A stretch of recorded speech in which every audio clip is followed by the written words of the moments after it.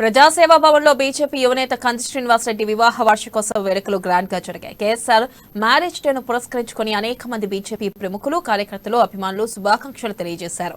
ఇక దక్షిణ మధ్య railway board member GV Ramana, BJP Adilabad జిల్లా ఓబీసీ మోర్చా జిల్లా అధ్యక్షులు గొర్ల రాజు యాదవ్ కలిసి కంది శ్రీనివాసరెడ్డితో కేక్ కట్ చేయించారు.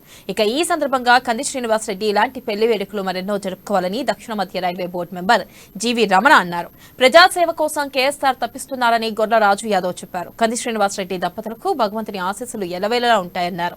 అనంతరం ఆత్మీయుల మధ్య వివాహ వార్షికోత్సవం జరుపుకోవడం సంతోషంగా ఉందన్నారు. ఇక ఆదిలాబాద్ అభివృద్ధి సాధించే వరకు విశ్రమించనని, ఖమ్మం, వరంగల్ జిల్లాతో పోటీ పడే విధంగా ఆదిలాబాద్ అభివృద్ధికి కృషి చేస్తానని కంది శ్రీనివాసరెడ్డి తెలిపారు.